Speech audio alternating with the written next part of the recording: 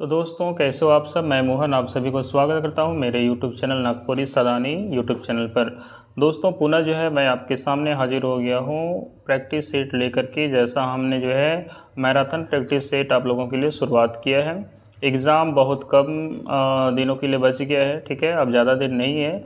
इसको लेकर के जो है रिविज़न बहुत ही ज़रूरी है और इसलिए जो है मैंने एक मैराथन टेस्ट नागपुरी टेस्ट लेकर के आया, जिसमें हम लोग जो है लगभग 40 से 50 प्रश्न विथ कंप्लीट डिस्क्रिप्शन पूरा एक्सप्लेनेशन के साथ जो है हम आपको लेकर के आते हैं।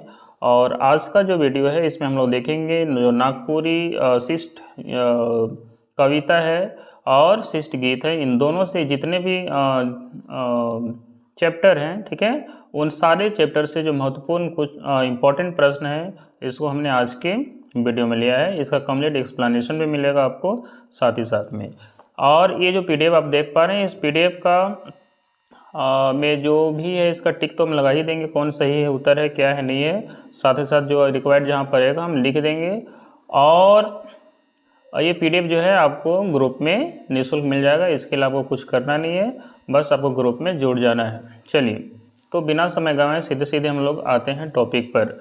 आज का टॉपिक जैसा आप देख पा रहे हैं कि प्रश्न कहता है कवि चंद्रदेव सिंह कौन काल कर कवि हैं। कहने का मतलब है कवि चंद्रदेव सिंह सीडी सिंह जो हैं वह किस काल के कवि हैं। ये प्राचीन काल के यानी पुराना काल का, मध्यकाल का, या फिर आधुनिक काल या गद्य काल। तो इसका सही उत्तर क्या है दोस्तों? इसका सही उत्तर हो जाएगा ये मॉडर्न युग के यानी कि आधुनिक काल के कवि हैं। अब इनके बारे में और थोड़ा सा हम जानें कि सीडी सिंह जो है, अच्छा ये अगला प्रश्न भी इन्हीं के बारे में दिया है, तो पहले इनके बारे में देख लेते हैं। अगला प्रश्न क्या कहता है कि उमेडंडा गांव कर रहेक वाला कौन कवि, क्या कर रहे हैं, उमेडंडा गांव कर रहेक वाला कौन कवि नागपुरी काव्य में प्रसिद्ध आहे। ठीक है, प्रश्न ये बोल रहा है कि उमेडंडा एक गाँव है। दोस्तों हम आपको बता दें कि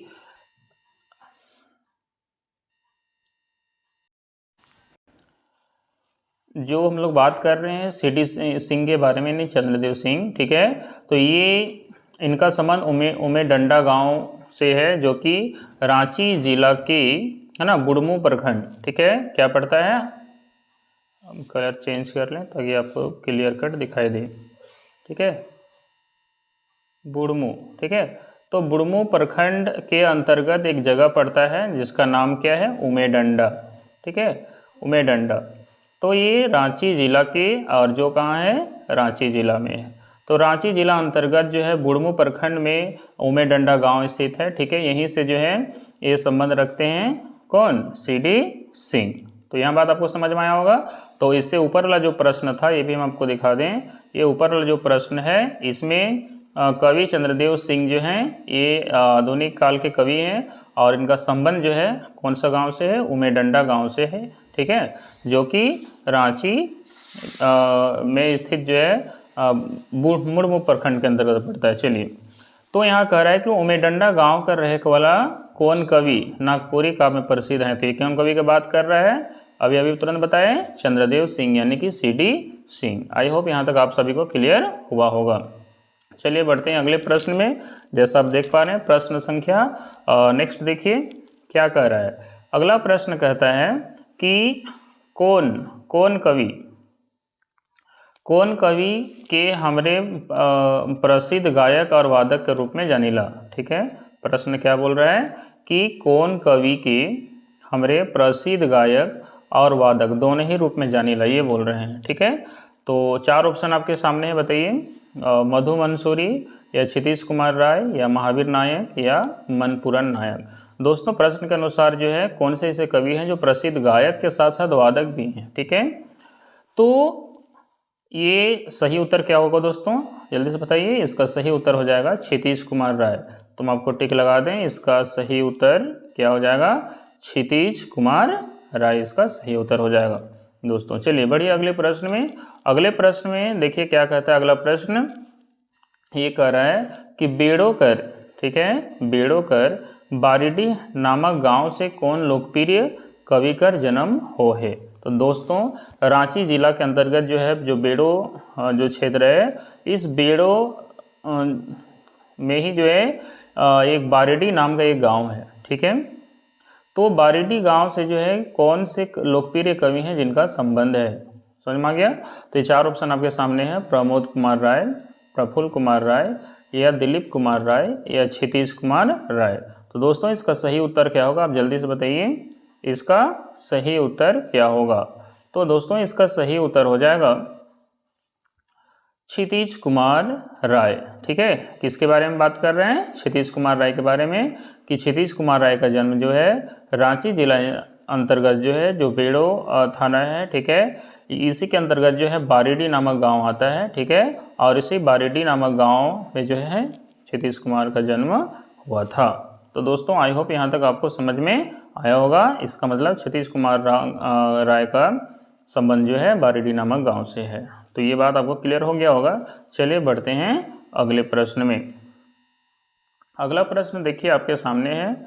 अगला प्रश्न क्या कह रहा है कि कौन नागपुरी कवि काव्य जगत में भीमसेन कर नाम से जानल जायला, यानी कि किस नागपुरी कवि को भीमसेन। अब यहाँ पर हम आपको थोड़ा सा नोट्स के तौर पर बता दें कि यहाँ पर किस नागपुरी कवि को भीमसेन के नाम से जाना जाता है, ये प्रश्न बोल रहा है। तो भीमसेन, भीमसेन या इसी को भीम महतो या फिर बी महतो, ठीक है, बी महतो, ये 3 नामों से जो है ये जो अपना जब गीत लिखते हैं, ठीक है, तो इन गीत में जो इन 3 नामों का जिक्र है, यानी ये अपने इनके नाम जो है 3 नामों से जो है ये जाने जाते हैं, 3 नाम जो है देखने को मिलता है। तो याद रखिएगा जो भीम महतो है, ये भीम महतो जो है अपने आप को जो है किन किन नामों से, भीमसेन, भीम महतो और बी महतो, ठीक है, इन 3 नामों से जाने जाते हैं। तो इसी प्रश्न के अनुसार क्या होगा दोस्तों, कौन नागपुरी कवि काव्य जगत में भीम महतो कर नाम से जानल जाएला। तो इसका सही उत्तर कौन हो जाएगा, भीम महतो। तो आई होप दोस्तों यहाँ तक आपको क्लियर हुआ होगा। चलिए बढ़िए अगले प्रश्न में। अब आपके सामने दिखाई दे रहा है अगला प्रश्न क्या कहता है कि गुरु बाजार, क्या है, गुरु बाजार नामक गांव से कौन नागपुरी कवि कर जीवन जुड़ला है। देखिए आपके पास 4 ऑप्शन है, क्या है, राम जीवन महतो, भीम महतो, प्रेम नारायण महतो और दिवाकर महतो। तो दोस्तों सही उत्तर जल्दी से बताइए। यस, तो आप लोगों ने इसका सही उत्तर सोच लिया होगा, है ना। फटाफट इसका उत्तर देते चलिए। इसका सही उत्तर जो होगा ये क्या हो जाएगा, हम बात कर रहे हैं गुरु बाजार नामक गांव से संबंध रखने वाले कवि, तो ये भीम महतो के बारे में ही कहा जा रहा है, ठीक है। अब ये गुरु बाजार कहाँ है, ये गुरु बाजार जो है ना, ये भी रांची में ही है, ठीक है, ये रांची जिला के अंतर्गत ही पड़ता है, याद रखिए गुरु बाजार, ठीक है। तो ये इन क्षेत्र से संबंध रखते हैं भीम महतो, यहाँ इनका जन्म स्थान है। और दोस्तों साथ साथ जो हम पढ़ रहे हैं, इससे पहले जो है हमने एक वीडियो बना दिया है जिसमें जो है सारे जितने भी कवि हैं, चाहे वह शिष्ट गीत को या कविता को, उसको कैसे याद रखते हैं उसके लिए ट्रिक भी है, ये बनाया है। और केवल ट्रिक नहीं, जो है सारा वीडियो जो है फ्री ऑफ कॉस्ट जो है प्लेलिस्ट में अवेलेबल है, आप वहाँ से जा करके सारे वीडियो को निःशुल्क देख सकते हैं और PDF भी प्राप्त कर सकते हैं, ठीक है। तो यहाँ पर गुरु बाजार से संबंध रखते हैं भीम महतो, और भीम महतो जो है कौन सा गीत लिखे हैं, ठीक है, बताइएगा, भीम महतो कौन सा गीत को लिखे हैं।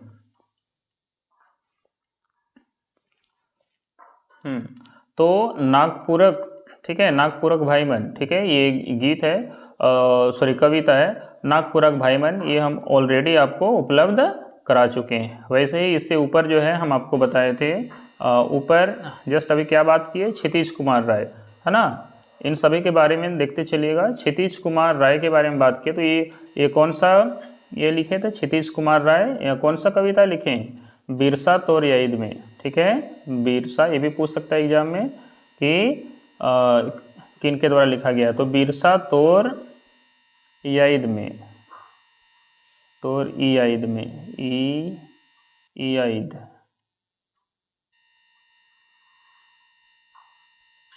तो बिरसा तोर याद में ठीक है।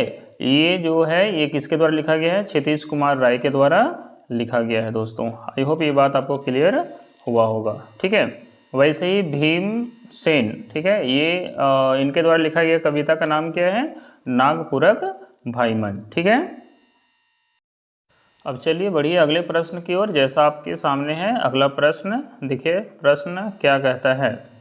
प्रश्न आपके सामने कह रहा है कि कौन कवि कर संबंध छोटा नागपुर सांस्कृतिक संघ, ठीक है, कौन कवि कर संबंध छोटा नागपुर सांस्कृतिक संघ धुरवा, एक मिनट ये दिखाई नहीं दे रहा है, चलिए, कौन कवि कर संबंध छोटा नागपुर सांस्कृतिक संघ धुरवा और कुंज वन में जुड़ल मिलेला, यानी कि इसमें से कह रहा है कि कौन कवि हैं, ठीक है, इनमें से कौन कवि हैं, ठीक है, जिनका संबंध छोटा नागपुर सांस्कृतिक संघ धुरवा और कुंज वन से जुड़ा हुआ मिलता है। तो चार ऑप्शन आपके सामने है, भरत महतो, ठीक है, या भीम महतो, या भरत नायक, या मनपूरन नायक, ठीक है। तो जल्दी से बताइएगा इसमें सही उत्तर क्या है। चलिए आप लोगों ने सोच लिया होगा, यहाँ पे चार ऑप्शन जो है आपके सामने दिया गया है, ठीक है। इस ऑप्शन के अनुसार चार ऑप्शन कौन कौन है? भरत महतो, भीम महतो, भरत नायक और मनपूरन नायक। तो इसमें बता दें इसका सही उत्तर हो जाएगा भरत नायक। अगर आप ठीक से पढ़े होंगे तो भरत नायक जो है इनका कविता जो है हमें पढ़ना भी है, समझ में आ गया। और भरत नायक जो है इनके द्वारा कौन सा कविता पढ़ना है? भरत नायक का कौन सा कविता पढ़ना है बताइएगा। भरत नायक का जो कविता पढ़ना है उसका नाम है, जल्दी से बताइए।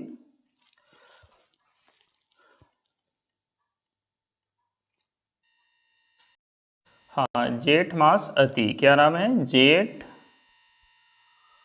मास अति, ठीक है, जेठ मास अति नाम जो कविता है ये पढ़ना है। और ये किसके द्वारा लिखाया गया है? ये लिखा गया है भरत नायक के द्वारा, ठीक है। तो ये सारा बात भी आपको याद करते चलना है। चलिए बढ़ते हैं अगला प्रश्न की ओर। जैसा आप देख पा रहे हैं तो अगला प्रश्न आपके सामने है। अगला प्रश्न क्या कहता है कि प्रगतिशील विचारधारा और मार्क्सवादी विचारधारा के लेके कौन कवि काव्य रचना करे बटे प्रेरित हैं, यानी कौन से ऐसे चार ऑप्शन वाले जो कवि हैं, ठीक है, वे अपने प्रगतिशील विचारधारा और मार्क्सवादी विचारधारा को लेकर के जो अपनी काव्य रचना को लिखते हैं और आगे अग्रसर है, ठीक है। तो चार ऑप्शन है, बसंत नायक, या भरत नायक, या कुलदीप नायक, या भरत मुनि, ये चार ऑप्शन है। तो दोस्तों ये कौन है? ये बात कर रही है भरत नायक के बारे में ही, ठीक है। भरत नायक ही ऐसे कवि हैं जो क्या करते हैं, अपनी जो मार्क्सवादी विचारधारा है या प्रगतिशील विचारधारा है इसको लेकर के जो है अपनी वह काव्य रचना करते हैं, ठीक है। तो ये आई होप यहाँ तक आपको समझ में आया होगा। बढ़ते हैं अगले प्रश्न की ओर, ठीक है। अगला प्रश्न आपके सामने है तुलसी और कैक्टस। आप पढ़े होंगे तुलसी और कैक्टस के बारे में। ये कविता भी जो है हमें पढ़ना है, ऑलरेडी ये CGL के सिलेबस में वर्णित है, ठीक है। हालांकि कोई भी क्वेश्चन तो हम लोग इधर उधर से कुछ भी नहीं लिए, जो सिलेबस में पढ़ना है वही लिए हैं, ठीक है। तो तुलसी और कैक्टस नामक कविता में हमरे तुलसी का लखे रोपीला, ये प्रश्न कह रहा है। आप अगर कविता पढ़े होंगे तो कविता में इसको डिस्क्राइब किया गया है, इसीलिए कहा जाता है कि कविता को आप एक बार अच्छा से पढ़ें ताकि इसका अर्थ अगर आपको समझ में आए तो हर चीज़ों का आप आराम से बता सकते हैं। तो तुलसी और कैक्टस नामक कविता में हमरे तुलसी के का लखे रोपीला, तो अगर अपने से आप सोचिएगा तो फिर आपका आंसर कुछ भी जा सकता है, लेकिन आपको कविता के अनुसार ही बताना है, ठीक है। तो ऑप्शन है कि किस तरह से रोपते हैं, पवित्र मन से रोपते हैं, या शांति मन से, या भक्ति भाव से, या श्रद्धा भाव से। तो कवि के अनुसार या जो कविता लिखा गया उसके अनुसार इसका सही उत्तर हो जाएगा पवित्र मन से। क्या होगा सही उत्तर? पवित्र मन से। तो इसका ऑप्शन नंबर ए सही हो जाएगा, ठीक है। अब यहाँ पर जो है तुलसी और कैक्टस, ठीक है, बात कर रहे हैं तुलसी और कैक्टस, ठीक है। ये जो कविता है इसको लिखे कौन है, यानी कि इसके कवि कौन है, ठीक है। तो इसके कवि कौन है दोस्तों? धनेंद्र सॉरी, इसके कवि कौन हैं? धनेंद्र प्रवाही। ठीक है, चलिए वैसे तो फिर अगला प्रश्न कहीं ना कहीं आ ही जाएगा। चलिए देखते हैं अगला प्रश्न। आइए, अगला प्रश्न आपके सामने है। प्रश्न क्या कह रहा है? जस्ट आगे प्रश्न कहता है कि कवि धनेंद्र प्रवाही कर अनुसार अंगना कर बीचों बीच तुलसी कहाँ रोपल जाएला। ठीक है, क्या कह रहा है कि कवि धनेंद्र प्रवाही के अनुसार, ठीक है, अभी ने तुरंत बताया कवि धनेंद्र प्रवाही जो है कौन से गीत को लिखे हैं, तो ये तुलसी और कैक्टस नामक जो सॉरी कविता है इसको लिखे हैं। और इस कविता के अनुसार जो है, ठीक है, अंगना कर बीचों बीच में तुलसी कहाँ रोपल जाएला या कहाँ रोपल जाता है, तो चार ऑप्शन है। अंगना कर अर्रा में यानी किनारे, या अंगना कर सोझे, या अंगना कर माझे, और अंगना कर किनारे। तो इसका सही उत्तर क्या होगा दोस्तों? अंगना कर माझे यानी कि बीचों बीच में। ठीक है, तो ऑप्शन हो जाएगा सी इसका करेक्ट। चलिए बढ़ते हैं अगले प्रश्न में। जैसा आपके सामने है प्रश्न, देखिए प्रश्न क्या कह रहा है कि डॉक्टर गिरिधारी राम गंझू, ठीक है, डॉक्टर गिरिधारी राम गंझू, जिसको इनका शॉर्ट नाम गिरिराज भी, ये भी याद रखिएगा। प्रश्न में ये पूछ देगा कि गिरिराज, ठीक है, क्या पूछ देगा? गिरिराज किनको कहा जाता है दोस्तों? तो आपको याद रखना है गिरिराज, ठीक है, ये गिरिराज जो है ये गिरिधारी राम गंझू को ही कहा जाता है। गिरिधारी राम गंझू, ठीक है, गिरिधारी राम गंझू को ही जो है क्या कहा जाता है? गिरिराज कहा जाता है। तो यहाँ पे प्रश्न कह रहा है कि डॉक्टर गिरिधारी राम गंझू, जिनको गिरिराज, के भारत सरकार वर्ष से कौन से सम्मान मिले है? तो दोस्तों ये वेरी वेरी इंपॉर्टेंट है। इसको जो है भारत सरकार की ओर से जो है पद्मश्री सम्मान मिला है। ठीक है, आगे चार ऑप्शन आपके पास है। साहित्य अकादमी पुरस्कार, साहित्य रत्न, पद्म भूषण, तो और एक है पद्मश्री। तो ऑप्शन क्या सही होगा? 22 सही हो जाएगा। अब इनमें से कुछ इंपॉर्टेंट तथ्य है जो हम आपको बता देते हैं। इनका जो इम्पोर्टेंट तथ्य है इनसे संबंधित वह क्या है दोस्तों, कि इनका निधन जो हुआ, ठीक है, जो इनका इम्पोर्टेंट जो तथ्य है, ठीक है, ये नोट करके आपको याद रख लेना है। ठीक है, कि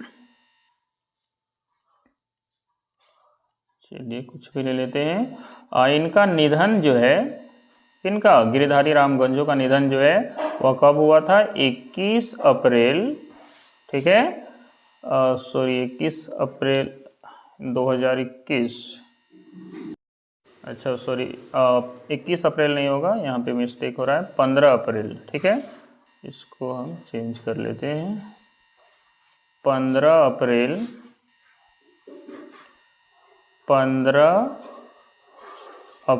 2021 को इनका निधन हो जाता है। 15 अप्रैल 2021 को किनका? गिरिधारी राम गंझू का। और फिर इनके साहित्य में जो इनका महत्वपूर्ण योगदान था, ठीक है ना, इस महत्वपूर्ण योगदान को देखते हुए जो है भारत सरकार की ओर से जो है इनको पद्म भूषण, ठीक है, सॉरी पद्मश्री, पद्म भूषण भी नहीं, याद रखिएगा, पद्मश्री सम्मान जो है मरणोपरांत दिया जाता है। कब दिया जाता है? मरणोपरांत दिया जाता है 2022 में। ठीक है बात, तो ये चीज़ जो है आपको याद रख लेना है, जो एक्स्ट्रा फैक्ट है। चलिए बढ़ते हैं हम लोग आगे। ये सारा नोट्स जो है आपको मिल जाएगा निःशुल्क, आप इसके लिए परेशान आपको होने की आवश्यकता नहीं है। चलिए बढ़ते हैं नेक्स्ट प्रश्न में। नेक्स्ट प्रश्न आइए आपके सामने है। ये कह रहा है क्या कि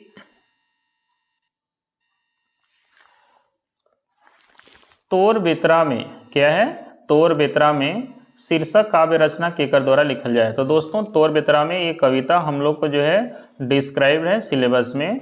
ठीक है, तो तोर बेतरा में नामक जो कविता है ये किनके द्वारा लिखा गया है आपको बताना है। ठीक है, तो तोर बेतरा में नामक जो काव्य रचना है ये किनके द्वारा लिखाया गया है? चार ऑप्शन है, गिरिधारी राम गंझू, राम प्रसाद, या लाल साहेब, या CD सिंह।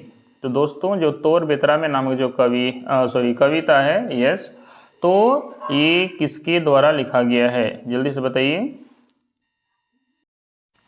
आई होप आप सभी लोगों ने सोच लिया होगा। ठीक है, इसका सही उत्तर क्या हो जाएगा जल्दी से बताइए। इसका सही उत्तर जो है वह बिल्कुल क्या होगा, गिरिधारी राम गंझू, यानी कि गिरिधारी राम गंझू के द्वारा ही जो है ये तोर बितरा में, है ना, तोर बितरा में नामक जो कविता है ये लिखा गया है गिरिधारी राम गंझू के द्वारा। ठीक है, और गिरिधारी राम गंझू का संबंध कहाँ से, इनका संबंध जो है वह जल्दी से बताइए, जगह का नाम बताइए कि इनका संबंध कहाँ से है।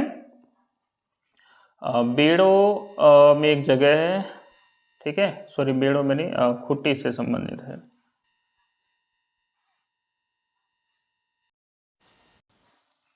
यस, तो ये बेड़ो नहीं होगा, यहाँ पे हम गलती से बोल दे रहे थे, ये हो जाएगा खुट्टी, है ना।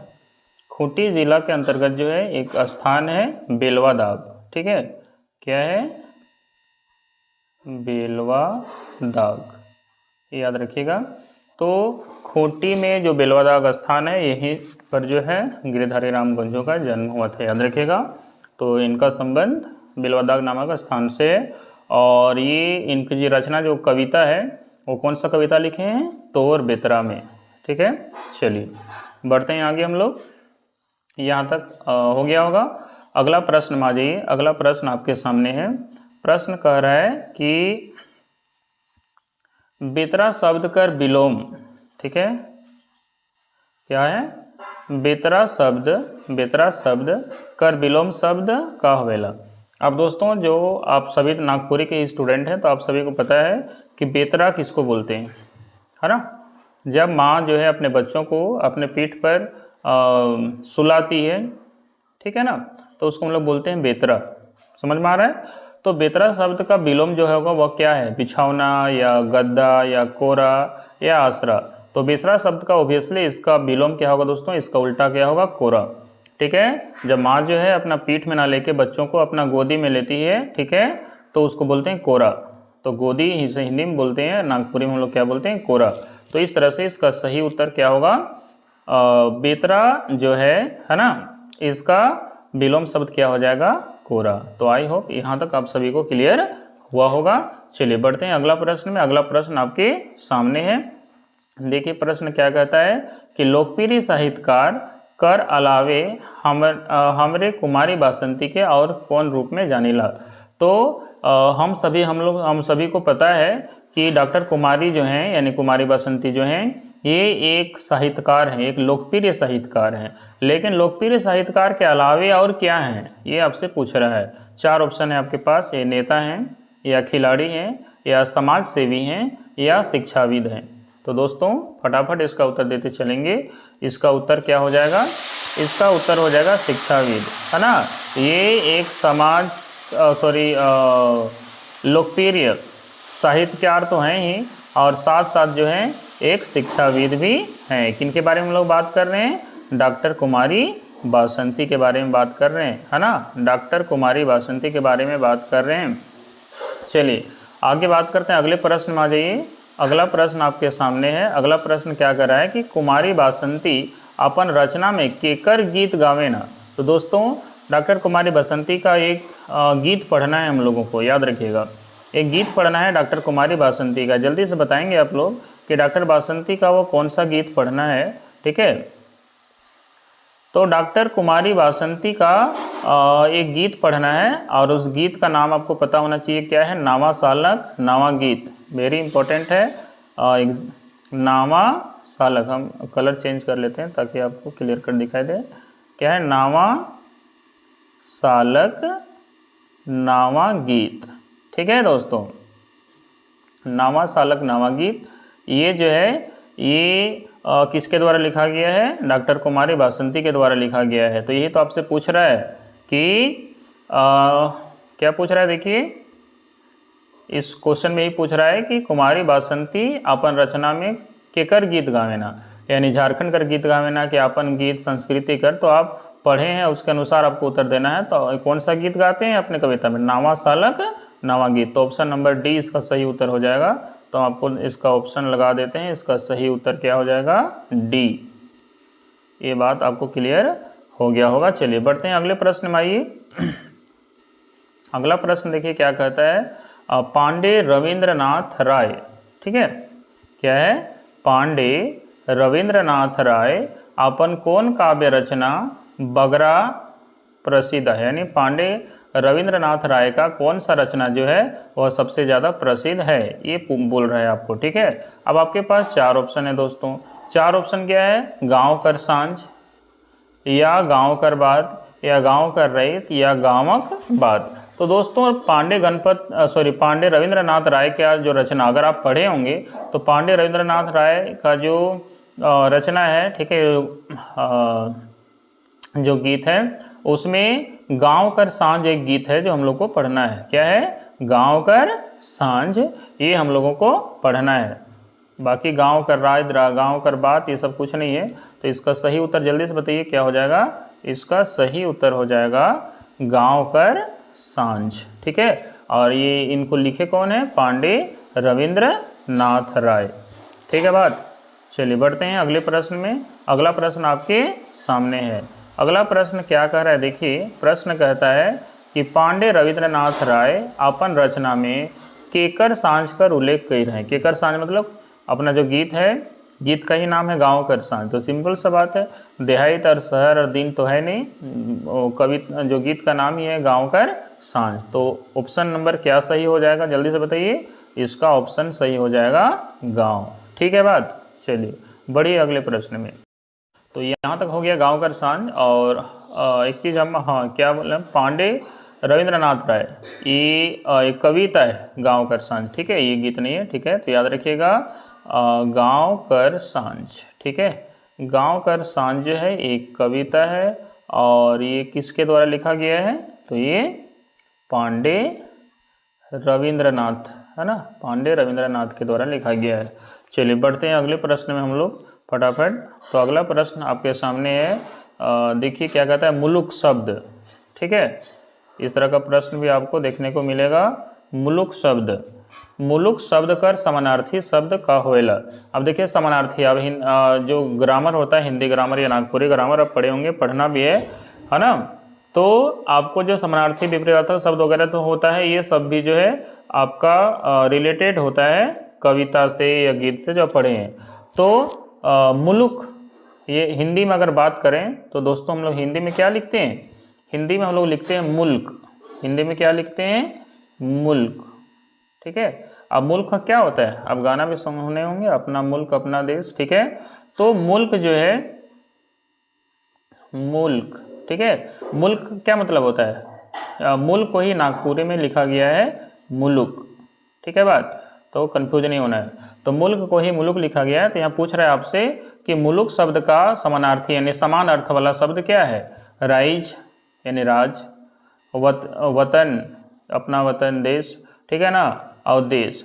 तो दोस्तों ये तीनों ही सही हो जाएगा। इस तरह से ऑप्शन कौन सा सही है, ऑप्शन नंबर डी क्या हो जाएगा, करेक्ट हो जाएगा, ठीक है। यानी कि मुलुक जो होता है वह राज या राज्य बोल सकते हैं, या देश या वतन, ठीक है, ये तीनों ही चीज़ के लिए प्रयोग होता है।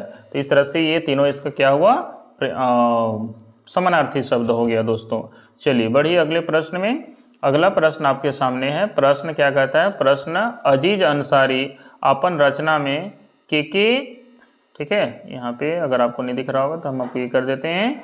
अजीज अंसारी अपन रचना में के बड़ बलवान माइन है, यानी कि अजीज अंसारी एक महान कवि हैं और ये पूछ रहा है कि अजीज अंसारी अपना जो रचना है उस रचना में किनको, है ना, बड़ा बलवान माने हैं। तो दोस्तों आप जल्दी से बताइए फटाफट कि अजीज अंसारी के द्वारा जो लिखा गया कविता है उसका नाम क्या है, ठीक है। तो एक हमें पढ़ना है मुलुक भारत, ठीक है, नाम ही हम लोग का क्या है, मुलुक भारत।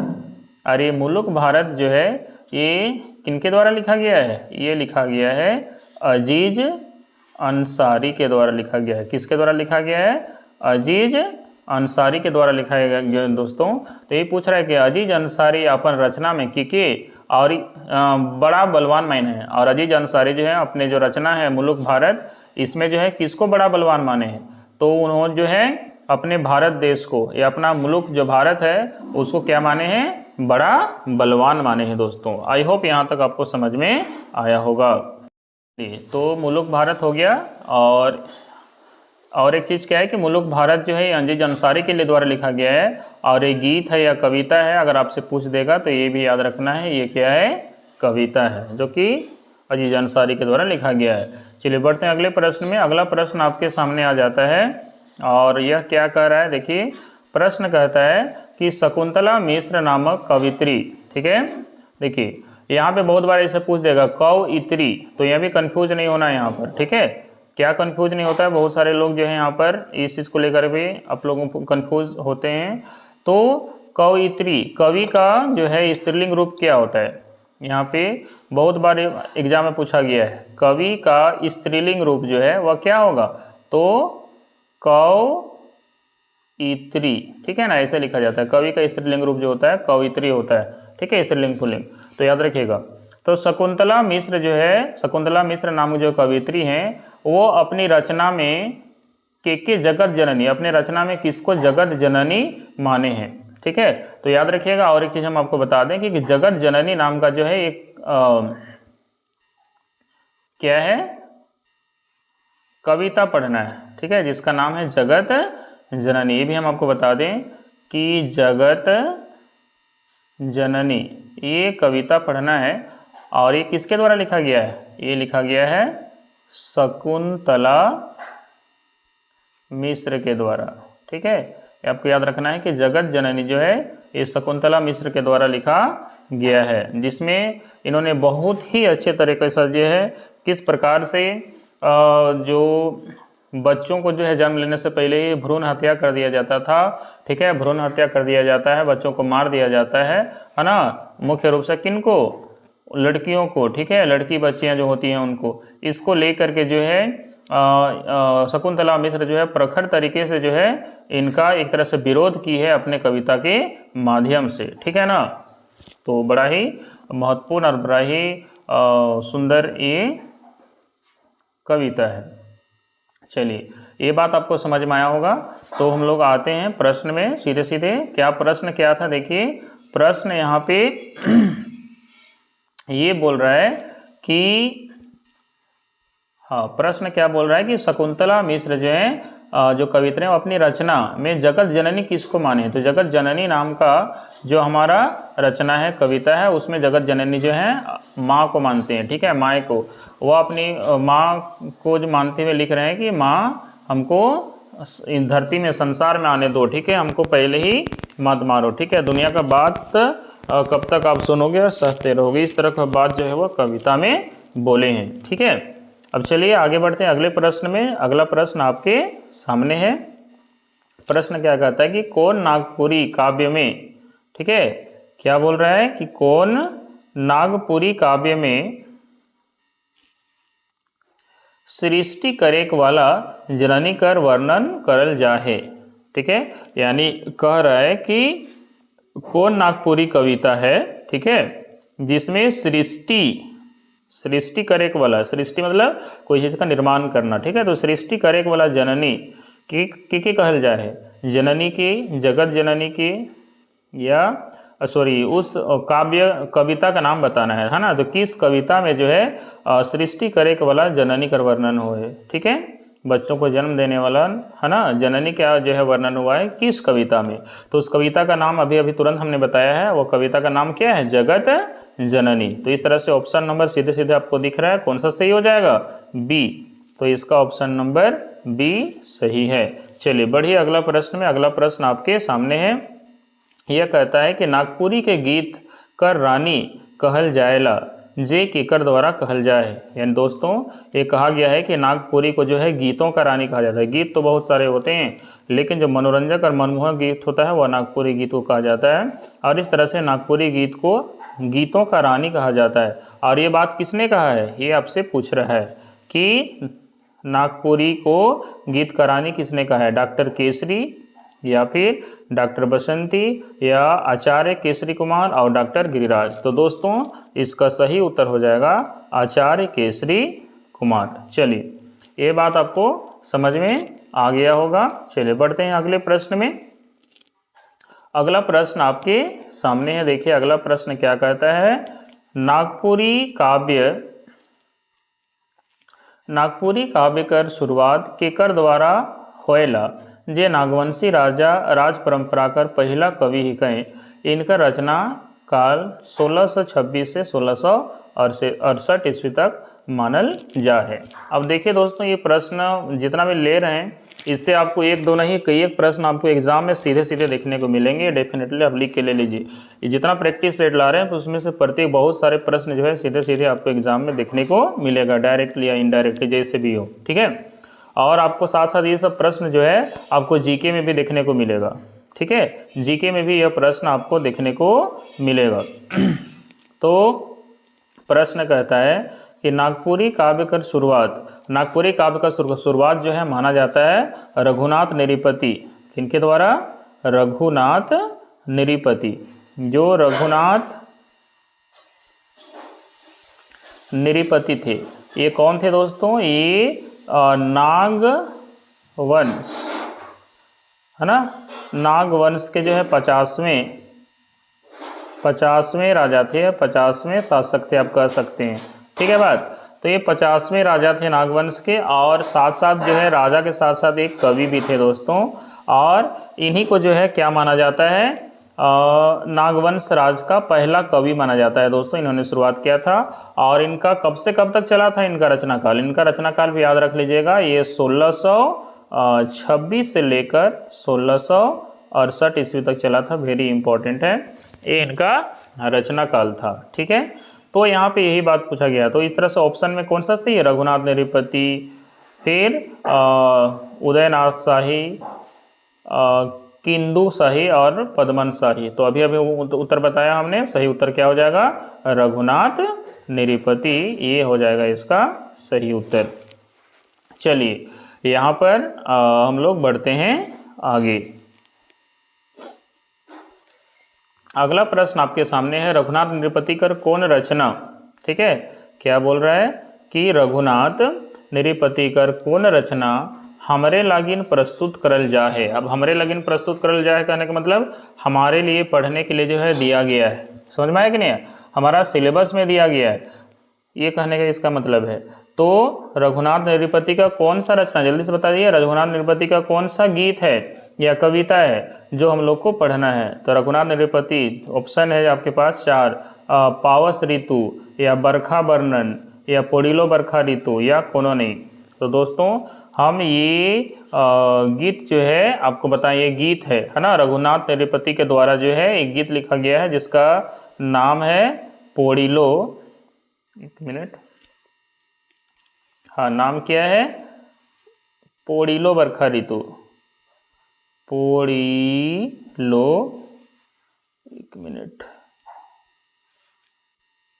पोड़िलो बरखा ऋतु, है ना। पोड़िलो बरखा ऋतु जो है ये लिखा गया एक गीत है सबसे पहले तो, और ये गीत किसके द्वारा लिखा गया है? रघुनाथ निरिपति के द्वारा। रघुनाथ निरिपति के द्वारा लिखा गया है, ठीक है। तो यही तो यहाँ प्रश्न आपसे पूछ रहा है कि रघुनाथ निरिपति कर कौन रचना प्रस्तुत कर जाए। तो सही उत्तर हो जाएगा ऑप्शन नंबर सी, अर्थात यहाँ पे क्या सही हो जाएगा? पोड़िलो बरखा ऋतु, ठीक है, ऑप्शन नंबर सी। बढ़िए सीधे सीधे अगले प्रश्न में। अगला प्रश्न क्या कह रहा है देखिए कि बरजूराम, है ना, ये बहुत फेमस मध्यकालीन कवि हैं। तो बरजूराम नामक कवि कर पूरा नाम का है के। दोस्तों आप पढ़े होंगे और हम इसको बहुत बार बताए हैं।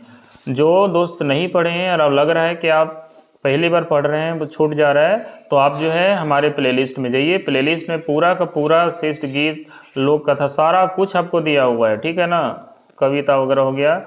आप वहाँ प्लेलिस्ट में जाइए, विजिट कीजिए और जो है आप एक एक करके सारा कुछ पढ़िए, कोई दिक्कत नहीं है, ठीक है। अब इसका हैंड रिटेन नोट्स भी जो है इसका MCQ के तौर पे जो है हमने आपको प्रोवाइड करा दिया है।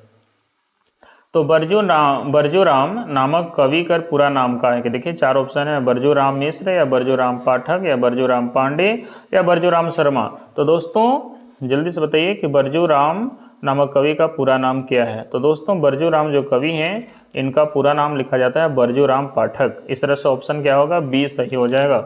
चलिए बढ़िए अगले प्रश्न में।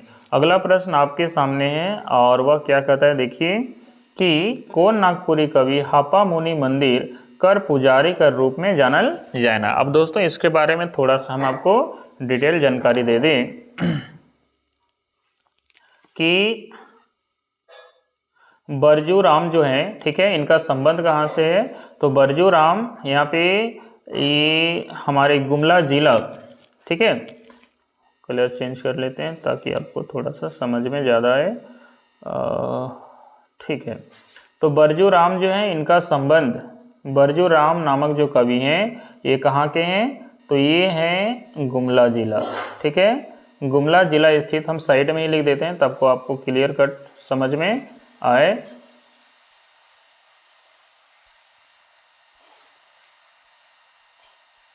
बरजू राम इनका संबंध जो है क्या है? गुमला जिला, गुमला जिला स्थित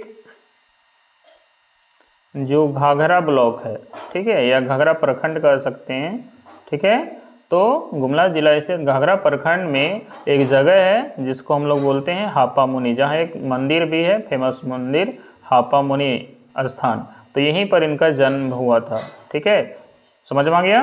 तो इस तरह से बरजू राम जो है एक मध्यकालीन कवि हैं। क्या, कौन सा कवि हैं? एक मध्यकालीन कवि हैं, ठीक है, और गुमला जिला के में स्थित घाघरा प्रखंड में एक जगह है हापामुनि, वहाँ इनका जन्म हुआ था दोस्तों, ठीक है। और नागवंशी के जो 60वें राजा थे, है ना, उन्होंने जो है इनको क्या किया था, हापामुनि मंदिर में जो है एक पुजारी के तौर पर जो इनको नियुक्त किया था। तो हर बात को जो है लिखना यहाँ पर संभव नहीं है, आप चीज़ों को चाहे तो आप नोट कर सकते हैं। चलिए बढ़ते हैं आगे। तो आते हैं सीधे सीधे प्रश्न में। प्रश्न क्या बोल रहा है, देखिए प्रश्न यहाँ पे कहता है कि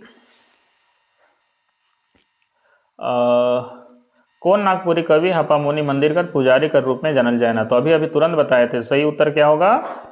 बरजू महतो नहीं, बरजू राम पाठक, ठीक है, ऑप्शन नंबर ए। देखिए नाम सेम सेम जगह देता है, इसलिए कंफ्यूज बहुत बार हो सकते हैं, इसलिए ध्यान से एक बार क्वेश्चन को पढ़ना है। जैसे यहाँ पे देखिए बरजू महतो दे दिया है, ठीक है, बरजू राम, तो इस तरह से क्या होगा, बरजू राम पाठक, ठीक है, इनका पूरा नाम है। तो ये इनको जो है नियुक्त किया गया है, किन के द्वारा नियुक्त किया गया था? ये नागवंशी के 60वें राजा थे, आई थिंक जगन्नाथ सहदेव या ऐसा कुछ नाम था, ठीक है ना, तो उनके द्वारा जो है इनको नियुक्त किया गया था। चलिए बढ़ते हैं अगले प्रश्न में। अगला प्रश्न है कवि महंत घासी, ठीक है, प्रश्न देखिए क्या कहता है, कवि महंत घासी कौन काल का रचनाकार मानल जाए ना। तो अभी देखिए दोस्तों यहाँ पे कवि महंत घासी 2-3 नाम है जिनको आपको याद रखना पड़ेगा, जैसे महंत घासी हो गया, या घासी राम हो गया, या दिक्पाल रामदेव घरिया, है ना। चलिए हम नोट कर ही देते हैं ताकि आपको जो है दिक्कत ना हो, याद भी रख लीजिएगा। किनके बारे में हम बात कर रहे हैं? महंत घासी, है ना, महंत घासी हो गया। वैसे ही अगर हम बात करें बरजू राम, बरजू राम, ठीक है, आगे है घासी राम, घासी राम, ठीक है, ठीक है, दिग्पाल राम देवघरिया, दिग्पाल राम देवघरिया, ठीक है। ये सारे जो कवि आप देख पा रहे हैं, ये कवि जो हैं एक मध्यकालीन कवि, क्या है? मध्यकालीन कवि हैं, यानी मध्यकालीन कवि, ठीक है, काफ़ी फेमस कवि है दोस्तों, मध्यकालीन कवि हैं। और ये जो है लगभग आपस में एक दूसरे के समकालीन थे, ठीक है, क्या थे? समकालीन थे। समकालीन मतलब आपको समझ में आता है कि लगभग एक ही काल में जो है ये आपस में जो है थे, ठीक है, बाद में तो ये समकालीन थे आपस में। इस तरह से प्रश्न हो सकता है यहाँ से आपसे प्रश्न पूछ लिया जाए, तो इसलिए आप इस चीज़ों को भी दिमाग में रखिएगा। चलिए बढ़ते हैं आगे। तो ऊपर हम लोग जहाँ प्रश्न में थे, हमारा प्रश्न क्या था देखिए, प्रश्न यहाँ पर था, प्रश्न ऊपर था लगता है, हाँ, तो यहाँ पे प्रश्न ये कह रहा था कि महंत घासी कौन काल का रचनाकार है। तो अभी तुरंत बताइए, सब आपस में कौन से काल के रचनाकार हैं? ये मध्यकाल के रचनाकार हैं। तो इस प्रकार से इसका सही उत्तर क्या हो जाएगा कि ये नावा काल, पुराना काल, गद्य काल। तो ये सही उत्तर क्या हो जाएगा? मध्यकाल के। चलिए अगला प्रश्न आइए। अगला प्रश्न आपके सामने है और प्रश्न क्या कह रहा है कि बांझीला गांव से, कौन सा गांव? देखिए, बांझीला गांव से संबंध रखे वाला कवि नागपुरी में क्या हैं। अब बांझीला गांव ये कौन सा है और कहाँ है और इसका संबंध कौन रखते हैं? ठीक है, तो हम बात कर रहे थे कि महंत घासी के बारे में, है ना। तो महंत, एक चीज़ आपको फिर से नोट करने योग्य बातें हैं कि इसमें महंत घासी और घासी राम, ठीक है, हम लिख देते हैं इसको। महंत घासी और घासी राम जो थे, ये महंत घासी हैं या फिर घासी राम हैं, ये दोनों ही जो है एक दूसरे के समकालीन थे। और ये जो है रांची स्थित जो है एक जगह है, ठीक है, हम यहीं पे, जगह तो नहीं है, हम यहीं पे लिख देते हैं। रांची में जो है एक स्थित जगह है ना, क्या है? मांडर, है ना, मांडर। तो रांची के मांडर जो जगह है, यहाँ से बिलोंग करते हैं, ठीक है। तो कवि महंत घासी कौन काल करें? तो मध्यकाल हो गया। और रांची में स्थित मांडर जो जगह है, उसी मांडर जो जगह है, इसी के अंतर्गत जो एक गांव आता है, वह क्या है? बंझीला गांव, ठीक है। क्या है? बंझीला गांव। तो बंझीला गांव से कौन संबंध रखते हैं? महंत घासी, ठीक है। तो याद रखिएगा, बहुत ही इंपॉर्टेंट, दोनों में कन्फ्यूजन थोड़ा सा होगा, तो याद रखिएगा। यहाँ पे बार बार यहाँ पे थोड़ा सा एक चीज तो कन्फ्यूजन होता है, इसलिए इसको अच्छी तरह से याद रखिएगा कि महंत घासी जो है ना, क्या यहाँ पर है? महंत घासी। जो महंत घासी हैं, ये भी जो है रांची के मांडर क्षेत्र से बिलोंग करते हैं। और इनका जन्म स्थान क्या है? ये है बांझीला गांव, ठीक है। ये क्या है? बांझीला गांव। जबकि आगे घासी राम जो हैं, आगे नीचे अगला क्वेश्चन में आइए, यहाँ पर क्या है? घासी राम, ठीक है। तो अगला प्रश्न में यहाँ पर घासी राम के बारे में दिया गया है। घासी राम नामक कवि कौन काल कर लोकप्रिय कवि हैं? तो घासी राम जो हैं, ये आपके पास ऑप्शन है पुराना काल, मध्यकाल, आधुनिक काल या नावा काल। तो अभी बताए थे सारे कवि जो हैं एक तरह समकालीन थे, और ये मध्यकाल के कवि हैं। कौन से काल के कवि हैं? मध्यकाल के कवि हैं। और घासी राम का संबंध जो है, ये भी कहाँ से है? तो ये भी जो है रांची, है ना। कौन सा है? रांची। ये मध्यकाल के कवि हैं। और घासी राम का भी संबंध जो है रांची मांडर, ठीक है, रांची मांडर में स्थित एक जगह है करकट गांव। कौन सा गांव है? करकट गांव, याद रखिएगा। तो यहाँ पर जो महंत घासी हैं, ठीक है, ये महंत घासी हैं। ये महंत घासी का गांव का नाम है बंझीला गांव, जो कि रांची मांडर में है। और घासी राम का बात करें, वो तो महंत घासी का बात, और घासी राम का बात करें तो ये भी कहाँ इनका जन्म स्थान है? रांची मांडर क्षेत्र के अंतर्गत करकट गांव, ठीक है। तो ये याद रखिएगा, ये घासी राम के लिए। यहाँ तक आपको बात क्लियर हुआ होगा। तो बढ़ते हम लोग अगले प्रश्न में। अगला प्रश्न जो है आपके सामने है, देखिए क्या कहता है प्रश्न। घासी राम नामक कवि का जीवन वृत्त पर महाकाव्य लिखे वाला कवि के कहें, यानी कि कौन से ऐसे कवि थे जो महान कवि घासी राम पर जो है वह क्या किए हैं? जीवन वृत्तांत लिखे हैं। तो ऐसा कौन से ऐसे कवि, महान कवि हैं जो कि घासी राम के जीवन पर जो है एक महाकाव्य लिखे हैं, ठीक है। ऐसे महाकाव्य लिखने वाले कौन है? मृत्युंजय नाथ शर्मा। ऑप्शन में आपका है मृत्युंजय नाथ शर्मा, या फिर कृष्ण प्रसाद शर्मा, या सरदा प्रसाद शर्मा, या घासी राम। तो दोस्तों यहाँ पे सही उत्तर क्या हो जाएगा? कृष्ण प्रसाद शर्मा। तो यहाँ पे आपको हम सही उत्तर आपको क्या हो गया? कृष्ण प्रसाद साहू। ये जो थे ये जो है लिखे थे। अभी कृष्ण प्रसाद साहू कौन है, इनके बारे में भी आपको पता होना चाहिए। तो हम आपको बता दें कि कृष्ण प्रसाद साहू जो है, चलिए आपको थोड़ा सा डिटेल दे दें कि कृष्ण प्रसाद साहू, कृष्ण प्रसाद साहू जो है, ठीक है, ये सीसई कॉलेज है ना, सीसई कॉलेज के प्रोफेसर हैं, ठीक है। और इन्होंने जो है क्या किया कि जो घासी राम है, ठीक है, घासी राम पर बेस्ड एक तरह से महाकाव्य इन्होंने लिखा है। तो वेरी इंपॉर्टेंट है, ये भी याद रखिएगा कि घासी राम पर बेस्ड जो है महाकाव्य लिखने वाले जो कवि हैं उनका नाम कृष्ण प्रसाद साहू हैं और ये सीसई कॉलेज के प्रोफेसर रहे हैं, ठीक है। चलिए बढ़िए अगले प्रश्न में सीधे की आइए। अगला प्रश्न आपके सामने है और प्रश्न क्या कह रहा है वो देखिए। प्रश्न कहता है कि कवि कंचन कर मूल नाम काहे के, यानी कवि कंचन जो हैं इनका मूल क्या नाम है, यानी कि इसका मुख्य नाम क्या है। धनी राम दुबे या चुन्नी राम दुबे या मोती राम दुबे या कुन्नी राम दुबे, ठीक है। बिल्कुल नाम एक ही जैसा नज़र आ रहा है आपको, ठीक है। तो आपको सही पकड़ना है कि सही क्या है। तो दोस्तों इसका सही उत्तर हो जाएगा कवि कंचन को जो है हम लोग चुन्नी राम दुबे के नाम से जानते हैं। इनका रियल नाम क्या है, चुन्नी राम दुबे, ठीक है। बात यहाँ तक आपको समझ में आया होगा।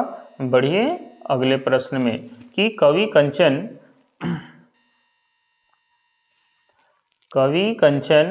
कर कौन तरह का रचना बहुत प्रसिद्ध है, यानी कवि कंचन के जो भी रचना है उनमें से कौन रचना सबसे ज़्यादा फेमस है, ये आपसे पूछ रहा है। कौन सा रचना सबसे ज़्यादा फेमस है, कृष्ण काव्य पर लिखित रचना या ऋतु पर वर्णन। ये सारा वर्णन उन्होंने किया है, राम पर भी उन्होंने लिखा है, समसामयिकी भी लिखा है, ठीक है ना, मिक्स टाइप का। लेकिन इसमें से सबसे ज़्यादा चीज़ जो है सबसे ज़्यादा फेमस हो कौन सा है, तो दोस्तों इसमें सबसे ज़्यादा जो फेमस है इनके द्वारा जो लिखा गई रचना में से उनमें है कृष्ण काव्य पर लिखा गया रचना जो है वो सबसे ज़्यादा फेमस है, ठीक है। तो चलिए बढ़िए अगले प्रश्न की ओर। अगला प्रश्न आपके सामने है। काफ़ी समय हो जाए, 1 घंटा होने जा रहा है, ठीक है। तो थोड़ा सा प्रश्न को फटाफट लेके चलना पड़ेगा, नहीं तो काफ़ी लेट हो जाएगा। अगला प्रश्न है जग निवास नारायण तिवारी कौन काल कर कवि हिकैं। देखिए जग निवास नारायण तिवारी, ठीक है। चलिए हम लोग फटाफट चलते हैं, नहीं तो फिर काफ़ी लेट हो जाएगा। प्रश्न का उत्तर सीधे सीधे क्या है कि जग निवास नारायण तिवारी जो हैं वे किस काल के कवि हैं, ये आपसे पूछा गया है। फटाफट उत्तर दीजिए। और इसका सही उत्तर क्या हो जाएगा कि ये जो है मध्यकाल, पूर्णकाल, गद्य या उत्तरकाल। तो ये कौन से, ये मध्यकाल के कवि हैं, ये भी, ठीक है, ये भी मध्यकाल के कवि हैं। और दोस्तों जगनिवास नारायण तिवारी का संबंध जो है कहाँ से, जल्दी से बता दीजिए। तो जगनिवास नारायण तिवारी का संबंध जो है ये भी रांची जिला के बोड़िया नामक स्थान से है ना। ये जगनिवास नारायण तिवारी जो हैं ये रांची के कहाँ से, यहाँ पे लिख देते हैं जग निवास, है ना, जगनिवास नारायण तिवारी, ठीक है। ये जो है ये रांची स्थित जो है बोड़िया, रांची के बोड़िया, है ना, से इनका संबंध है, ठीक है। तो ये बात आपको समझ में आया होगा। चलिए बढ़ते हैं आगे। और अगला प्रश्न है नेक्स्ट, क्या कर रहा है प्रश्न, देखिए कि रस तरंगिनी नाम से मिलेक वाला काव्य संकलन केकर द्वारा लिखल जाए। तो दोस्तों रस तरंगिनी जो है ना, ये रस तरंगिनी नाम से मिलने वाला जो है काव्य संकलन किसके द्वारा लिखा गया है, तो ये भी जगनिवास नारायण तिवारी के द्वारा ही लिखा गया है। तो रस तरंगिनी नाम से मिलने वाला जो काव्य संकलन है ये जगनिवास नारायण तिवारी के द्वारा लिखा गया है। बढ़ते हैं अगले प्रश्न में। अगला प्रश्न है कि दिक्पाल राम देवघरिया का रचना काल केकर से संबंधित है। तो अभी बताए थे बहुत सारे कवियों का कि आपस में समकालीन है, उसमें दिक्पाल राम देवघरिया भी थे। तो दिक्पाल राम देवघरिया भी जो है ये मध्यकालीन कवि हैं, ठीक है। चलिए बढ़िए अगले प्रश्न में। तो अगला प्रश्न देखिए आपके क्या कह रहा है। प्रश्न गीता रूप में क्या बोल रहा है कि गीत रूप में कौन रचना हमरे लगिन कवि दिगपाल राम देवघरिया लिखे हैं। तो कवि दिगपाल राम देवघरिया का एक फेमस गीत है दोस्तों जो हम लोग को पढ़ना है, और वह गीत क्या है आपको पता होना चाहिए, है ना। दिगपाल राम देवघरिया के द्वारा लिखा गया है संवत 65 साल, ठीक है, सॉरी संवत 65 साल, ये साल 65 संवत नहीं होगा, क्या होगा संवत 65 साल। तो ऑप्शन नंबर बी सही हो जाएगा। आगे है प्रफुल्ल कुमार राय कर जन्म स्थान कहाँ मानल जाहे। ठीक है दोस्तों, प्रफुल्ल कुमार राय का जन्म स्थान कहाँ माना गया है, तो ये बता दें आपको, ये सिसई अंतर्गत, और सिसई कहाँ है, गुमला जिला में। ठीक है, तो गुमला जिला में सिसई है, और सिसई के अंतर्गत ही एक जगह है जिसका नाम है पहाड़ बंगरू। ठीक है ना, तो पहाड़ बंगरू, सिसई के पहाड़ बंगरू में जो है किनका, प्रफुल्ल कुमार राय का जन्म हुआ है। ठीक है, तो इस तरह से इसका ऑप्शन क्या होगा, पहाड़ बंगरू, ऑप्शन नंबर सी सही हो जाएगा। आई होप यहाँ तक आपको सभी को समझ में आया होगा बात। बढ़ते हैं अगले प्रश्न में। अगला प्रश्न क्या कहता है, देखिए अगला प्रश्न कह रहा है कि छुप गया थोड़ा सा, ठीक है, प्रश्न क्या बोल रहा है, नागपुरी भाषा परिषद कर संस्थापक सदस्य रूप में कौन नागपुरी कवि हमरे लिए आदर्श हैं। यानी कि नागपुरी भाषा परिषद का संस्थापक भी थे और सदस्य भी थे दोस्तों। तो वेरी वेरी इंपॉर्टेंट, बिल्कुल ये सब प्रश्न आपके एग्जाम में आने वाला है, याद रख लीजिए। ठीक है ना, ये प्रश्न एग्जाम में आपको पूछना आने वाला है जितना बता रहे हैं। ठीक है, तो इसमें से वेरी इंपॉर्टेंट प्रश्न है कि नागपुरी भाषा परिषद, ठीक है, नागपुरी भाषा परिषद, इसका स्थापना जो है कब हुआ था, 1960 ईस्वी में हुआ था दोस्तों। और इसका स्थापना कौन करवाए थे, ये करवाए थे प्रफुल्ल कुमार राय जी, है ना, प्रफुल्ल कुमार राय करवाए थे। जब ये जो है NCDC में जो है वो काम कर रहे थे, और 1959 से 85 के बीच में, उसी बीच में जो है इन्होंने नागपुरी भाषा परिषद का स्थापना भी किया था 1960 ईस्वी में दोस्तों। तो इस तरह से नागपुरी भाषा परिषद का संस्थापक सदस्य कौन थे, प्रफुल्ल कुमार राय जी। चलिए ये बात आपको समझ में आ गया होगा। और आप लोग जो है बार बार तो बोलते ही नहीं, वीडियो को लाइक शेयर कीजिए, लेकिन ये बिल्कुल पता नहीं आप लोग इसमें कोई पैसा नहीं लगता यार। वीडियो को इतना मेहनत कर रहे हैं, वीडियो को जितना हो सके शेयर कीजिए अपने दोस्तों के पास। ठीक है, जितना हो सके ग्रुप में जो है शेयर कीजिए, जो देखने वाले हैं, जो तैयारी करें, उन सभी के पास वीडियो पहुंचना चाहिए। ठीक है, निःशुल्क वीडियो है, तो प्लीज़ इतना आप करिए, वीडियो को जितना हो सके शेयर कीजिए। आप लोग वीडियो देखते हैं, शेयर नहीं करते हैं। ठीक है, और लाइक शेयर कीजिए और कमेंट जरूर कीजिए आपको कैसा लग रहा है। ठीक है, चलिए अगला प्रश्न है आपके सामने, और प्रश्न क्या कर रहा है वो देखिए कि प्रफुल्ल कुमार राय कर कौन गीत रचना हमरे लिए प्रस्तुत करल जा है। हमरे लिए प्रस्तुत करल जा है मतलब इनका कौन सा रचना है जो हम लोगों को पढ़ना है, ये पूछ रहा है। ठीक है, प्रफुल्ल कुमार राय। तो हम दोस्तों और एक चीज़ है, सारा जो गीत है या कविता है, ये सारा चीज़ को हम गा करके आपको समझाए हैं बिल्कुल। ठीक है, जैसा नागपुरी में गाया जाता है, हम आपको गा करके जो है बहुत ही अच्छे तरह से एक्सप्लेन करके आपको समझाएं, ताकि आपको हर बात समझ में आ जाए। आप ज़रूर जो है विजिट किए प्लेलिस्ट में और जाकर सारे गीत को, जो गीत है, कविता है, या जो भी चीज़ें हैं उसको देखिए। तो प्रफुल्ल कुमार राय का जो गीत है जो हम लोगों को पढ़ना है, उसमें से 4 ऑप्शन है। क्या है, तो दोस्तों इसमें से ये सारा कुछ भी नहीं है, इसमें से है कड़की उठलें तलवारी, यानी पहला ऑप्शन जो है सही है, कड़की उठलें तलवारी। समझ में आ रहा है। आगे बढ़ते हैं, प्रश्न नेक्स्ट प्रश्न क्या कहता है आपके सामने, देखिए नेक्स्ट प्रश्न है कि विक्रमशिला विद्यापीठ कर माध्यम से कवि नईमुद्दीन मिर्दाहा के कौन सम्मान देवल जाहे। तो दोस्तों कवि नईमुद्दीन मिर्दाहा को जो है कौन सा सम्मान मिला है, इनको विक्रमशिला विद्यापीठ से जो है कवि रत्न का सम्मान मिला है दोस्तों। इनका मिला है कवि रत्न। अब कवि रत्न का सम्मान किसको किसको मिला है, ये भी आपको याद रखना है कि कवि रत्न का सम्मान किसको किसको मिला है। तो एक तो शारदा प्रसाद शर्मा को मिला है, इनको मिला है शारदा प्रसाद शर्मा, है ना, शारदा प्रसाद शर्मा। और ये भी कहाँ से हैं दोस्तों, शारदा प्रसाद शर्मा, एनीबडी कमेंट करके जल्दी बताइए। शारदा प्रसाद शर्मा जो है ये है, एक मिनट, ऊपर से लिख लेते हैं। हाँ, सरदा प्रसाद शर्मा, ये गुमला, ठीक है, गुमला से, एक मिनट यार, ये गुमला, गुमला में डुमरडी एक जगह है, डुमरडी, ठीक है, यहाँ से संबंध रखते हैं सरदा प्रसाद शर्मा। इनको जो है एक कवि रत्न का सम्मान दिया गया है, और एक नईमुद्दीन मिर्ज़ा जो अभी हम लोग पढ़ रहे हैं, किनका, नईमुद्दीन मिर्ज़ा, ठीक है, नईमुद्दीन मिर्ज़ा, ये यहाँ पे आप पढ़ रहे हैं हम लोग, नईमुद्दीन मिर्ज़ा को, ठीक है, कवि रत्न का सम्मान दिया गया है।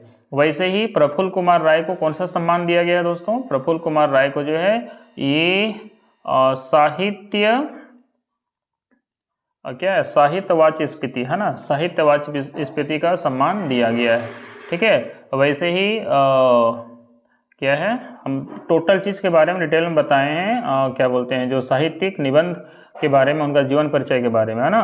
तो मृत्युंजय नाथ शर्मा जो है उनको आचार्यवत में उनको जो है एक तरह से गोल्ड मेडल मिला है उनको, समझ में आ रहा है ना, ठीक है। उनको व्याकरण वेदाचार भी उनको कहा जाता है। इस तरह से बहुत सारी चीज़ें हैं, तो एक ही चीज़ में हर कुछ नहीं किया जा सकता है, सारा कुछ डिटेल में हमने बताया है। चलिए, तो विक्रमशिला विद्यापीठ कर माध्यम से कवि नईमुद्दीन मिर्ज़ा को कौन सा सम्मान मिला है, कवि रत्न का सम्मान मिला है।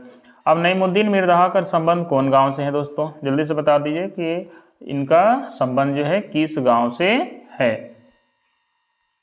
तो कवि नईमुद्दीन मिर्ज़ा का संबंध जो है ये कादो जोरा एक गांव है, ठीक है, कादो जोरा गांव से संबंध रखते हैं। अब ये कादो जोरा गांव है कहाँ दोस्तों, जल्दी से बताइए। तो ये कादो जोरा गांव जी पड़ता है, ये कादो जोरा गांव भी कहाँ, रांची क्षेत्र में ही पड़ता है, रांची जिला के अंतर्गत ही पड़ता है, तो याद रखिएगा। ये कादो जोरा गांव से संबंध रखते हैं नईमुद्दीन मिर्ज़ा, जो कि रांची जिला के अंतर्गत ही है, ठीक है, ये रांची में। अब आगे बात करें, अगला प्रश्न है कवि लाल रणविजयनाथ सहदेव, क्या है, कवि लाल रणविजयनाथ सहदेव, ठीक है, कि हमरे कौन रस कर बड़ कवि मानिला, है ना, यानी किस रस में, बहुत सारे रस होते हैं दोस्तों, वीर रस, वात्सल रस, भक्ति रस, शांत रस, है ना, बहुत सारे हैं। तो उनमें से पूछ रहा है कि कवि लाल रणविजयनाथ सहदेव जो है वो किस रस के महान कवि हैं, ठीक है। अब रस और अलंकार पढ़े होंगे, ठीक है ना, रस और अलंकार, ठीक है, ये सारा कुछ पढ़ना होता है। तो उसमें से ये कह रहा है कि ये बहुत सारे रस हैं, उनमें से जो है इनके जो काव्य जो रचना है उनमें से ये बहुत सारे रस झलकता है, ठीक है। तो उनमें से जो है किस रस की महान कवि है, तो 4 ऑप्शन है, वीर रस, भक्ति रस, है ना, या वात्सल्य रस और शांत रस। तो दोस्तों इसमें सही उत्तर क्या होगा, जल्दी से बताइए। इसमें आपका सही उत्तर हो जाएगा वीर रस, ठीक है बात। चलिए बढ़ते हैं अगला प्रश्न। अगले प्रश्न आपके सामने है। अगला प्रश्न क्या कह रहा है कि आज़ादी खातिर नामक गीत रचना कौन कवि कर लिखल जाए, कौन कवि के द्वारा लिखल जाए। तो आज़ादी खातिर जो गीत है ये किसके द्वारा लिखाया गया दोस्तों, 4 ऑप्शन है, लाल अजय, लाल मनमोहन, लाल रणविजयनाथ सहदेव, लाल रणधीर। तो दोस्तों ऑब्वियसली इनमें से जो है किसके द्वारा लिखा गया है, लाल रणविजयनाथ सहदेव के द्वारा। ये आधा नाम दिया हुआ है तो आप पूरा याद रख लीजिएगा। ये किनके द्वारा लिखा गया है, लाल रणविजयनाथ सहदेव के द्वारा लिखा गया है आज़ादी खातिर। सही बात है। चलिए यहाँ तक है। अगले और लास्ट क्वेश्चन हमको लगता है आज का है, क्या है क्वेश्चन कि कवि लाल रणविजयनाथ सहदेव केकर आज़ादी कर मांग करत हैं। अपनी जो कविता है आज़ादी खातिर, कौन सा कविता है दोस्तों, आज़ादी खातिर। ये सॉरी कविता नहीं है, ये गीत है, आज़ादी खातिर, ठीक है, ये गीत है। तो ये जो कि लिखा गया है लाल रणविजयनाथ सहदेव के द्वारा, इसमें किस चीज़ का आज़ादी का बात किया गया, तो इसमें हमारे झारखंड की आज़ादी का बात किया गया दोस्तों। तो इस तरह ऑप्शन नंबर बी होगा। तो दोस्तों आज थोड़ा सा लंबा वीडियो ज़रूर था, 1 घंटा का वीडियो था, लेकिन इसमें हमने जो है बहुत सारा कुछ आपको समझाने का कोशिश किया डिटेल में, ठीक है। और इसी तरह का अगर आप बोलेंगे, ठीक है, तो हम अगले और रेगुलर जो है क्या बोलते हैं प्रैक्टिस सेट लेकर के आएंगे, ठीक है, जिससे कि और भी आपका तैयारी और ज़्यादा मजबूत हो सके। बाकी का ये PDF जो है आपको टेलीग्राम चैनल पर निःशुल्क उपलब्ध हो जाएगा। जो भी सारे दोस्त जो जुड़ना चाहते हैं, फ्री PDF प्राप्त करना चाहते हैं, आप ग्रुप से टेलीग्राम चैनल से जुड़िए। आपको टेलीग्राम चैनल में क्या सर्च करना है आपको हम बता दें। टेलीग्राम चैनल में आपको कुछ नहीं करना, आप बस लिखिएगा नागपुरी, ठीक है, सादानी नागपुरी सादानी _123, बस ये सर्च कीजिएगा, ठीक है ना, आपको आ जाएगा, वहाँ आप ज्वाइन कर लीजिएगा। और वीडियो को जितना हो सके लाइक शेयर कीजिए, जिससे ज़्यादा से ज़्यादा लोगों तक पहुँचना चाहिए दोस्तों, बिल्कुल ज़्यादा से ज़्यादा लोगों तक पहुंचना चाहिए। इसको वीडियो को लाइक शेयर सब्सक्राइब कीजिए और कमेंट जरूर कीजिए, ठीक है। मिलते हैं अगले वीडियो में दोस्तों, जब तक के लिए आप सभी को जय हिंद, जय झारखंड।